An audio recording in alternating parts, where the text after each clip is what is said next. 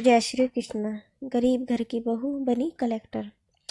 एक बच्ची की माँ नहीं थी। सौतेली माँ उस बच्ची से हर काम करवाती थी। 4 बजे भोर में वह बच्ची जागकर स्कूल के समय तक हर काम करती थी।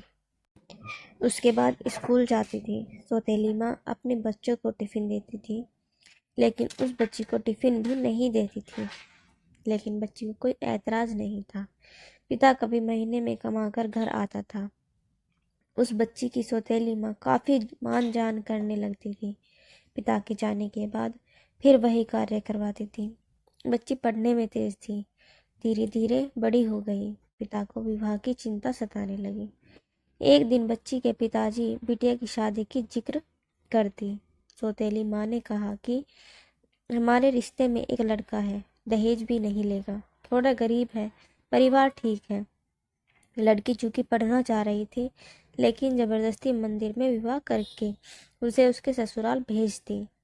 लड़की जब ससुराल गई, उसे अपनी बदनसीब किस्मत सोचकर कुछ बोली नहीं। लेकिन लड़की ने कहा, आप बुरा न माने तो एक बात कहें। मैं बोली कि आपके साथ जीवन भर रहना है, आप जो कहेंगे हम मानेंगे। लड़का बोला, जहाँ से पढ़ाई छोड़ी है वहीं से आप शुरू कर दीजिए। हम गरीब जरूर हैं, लेकिन गरीबार नहीं है। लड़की अपने पति का पैर पकड़कर थपक कर रो दी।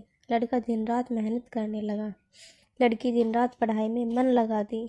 लड़की एक बड़े शहर में आईएएस की तैयारी करने लगी। लड़का कमा कमा कर पैसे देने चला आता था।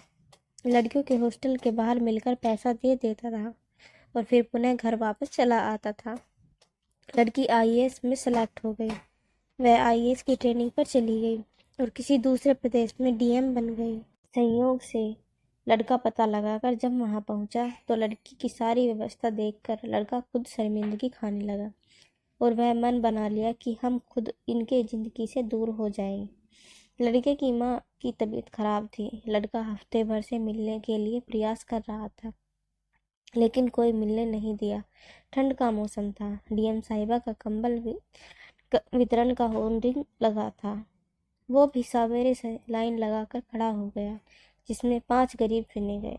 उसमें वह लड़का भी था। डीएम साहिबा गाड़ी से उतरी और एक एक करके कंबल देना शुरू किया। जब 5वें आदमी को कंबल देने की बारी आई, वह लड़का अपना मुंह तौलिए से बांधे खड़ा हो गया। डीएम साहिबा को जैसे ही कंबल हाथ में दी, लड़के की आंखें नम हो गई और धीरे से बोला कि साहब, हमारी माँ की तबीयत खराब है, माँ को यहीं लाया हूँ। आप सरकारी अस्पताल में फ़ोन कर दीजिए, जिससे मेरी माँ का सही इलाज हो सके।